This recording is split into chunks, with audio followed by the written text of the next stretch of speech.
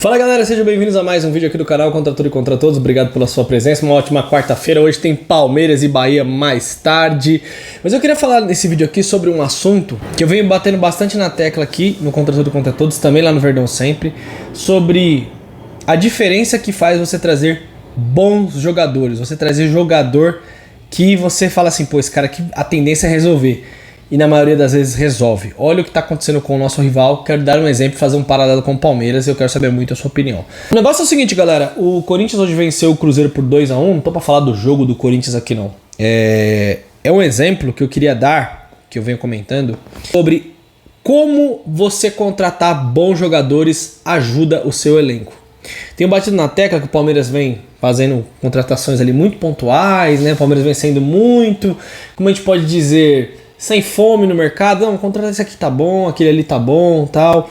Os últimos jogadores que foram contratados, os únicos com nível de titularidade que o Palmeiras trouxe foram Aníbal Moreno e o Felipe Anderson. Se você for puxar outro jogador desse nível, você vai ter dor de cabeça para lembrar qual foi o jogador que chegou com esses status. O Felipe Anderson não tá jogando bem, a gente espera que ele embale em algum momento. E o Aníbal é o dono da posição no meio de campo, desbancou até o Zé Rafael.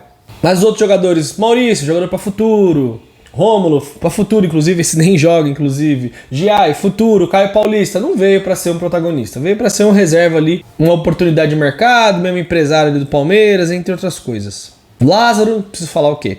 Então são jogadores que você vai tirar um ou outro ali que realmente vieram para disputar a posição, para ganhar a posição de titularidade. E o Corinthians, que estava com um time horrível no campeonato, fadado a cair para a segunda divisão. Se o Corinthians não tivesse se mexido, ele cairia. Quero só colocar um parênteses. Corinthians é exemplo de gestão? Não. O Corinthians deve mais de 2 bilhões. É uma bagunça. A mídia passa pano, não falam nada. Deve para outros clubes, jogadores que, por exemplo, o Ranieri lá do Cuiabá, o presidente outro dia do Cuiabá falou um monte. Não pagaram o Mateuzinho ali do Flamengo. Então assim, não é exemplo de gestão para ninguém o Corinthians. Não é. Primeiro que eu quero deixar isso muito claro. Mas, se o Corinthians não tivesse contratado o Memphis Depay, que é uma bala, mas o parceiro vai pagar, se vai pagar, aí é outra coisa. André Ramalho, zagueiro, trouxe o goleiro, o Neneca, trouxe aquele Martínez, que é um volante ali, que é da seleção da Venezuela, acho que é Martínez o nome dele. Os caras mudaram o time. O Memphis é titular, o Martínez é titular, o André Ramalho é titular, o Hugo Souza virou titular também. O Hugo Souza é um grande goleiro, o André Ramalho vem jogando bom futebol, nem conhecia esse jogador, estava na Europa. O Martínez também não conhecia, um volante que agregou muito ao Corinthians. E o Memphis ali chegou e tá dando resultado, tá fazendo seus gols, tá dando assistências. Outra coisa, como melhorou o time do Corinthians. O Garro, que já era um bom jogador, ficou melhor. O Yuri Alberto, que eu acho caneludo, já falei várias vezes, ele tem 27 gols na temporada. 27 gols, gente. São muitos gols que ele vem fazendo. E ele vem jogando bem. Por que ele melhorou? Porque o time melhorou. Não vão cair mais, obviamente, tudo. Tem muitos times piores. Repito, a responsabilidade do Corinthians é zero. Mas os caras foram no momento onde eles estavam com a corda no pescoço. Ia cair para a segunda divisão, com certeza, porque o time era horrível. O Corinthians tinha 4 vitórias no campeonato até uns meses atrás. Já tinham mais de 22 jogos. Olha que coisa absurda.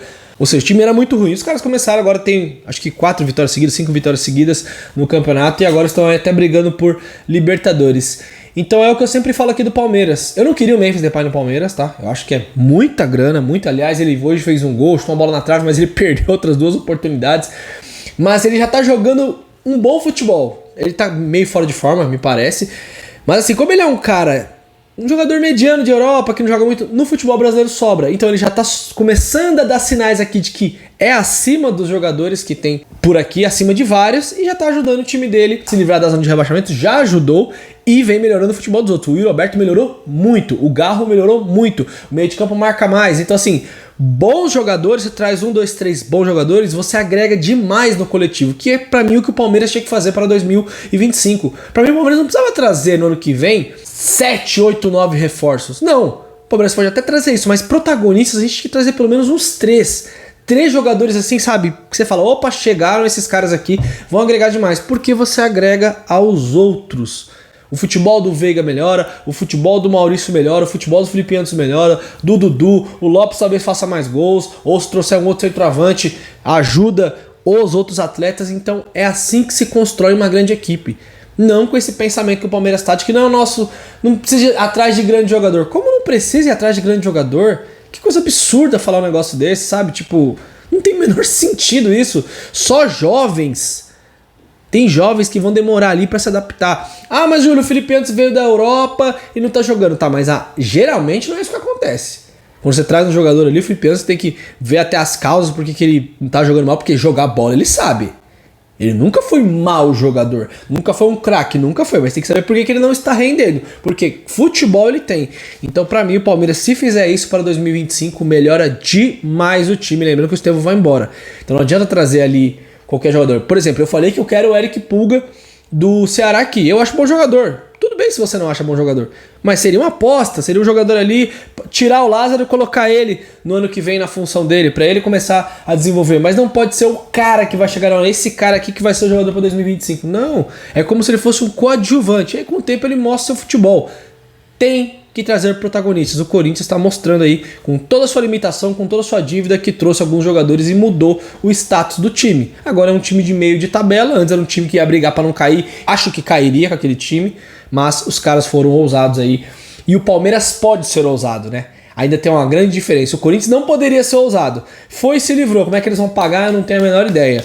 Mas eles foram. E o Palmeiras falta essa ousadia. Pelo menos na minha opinião.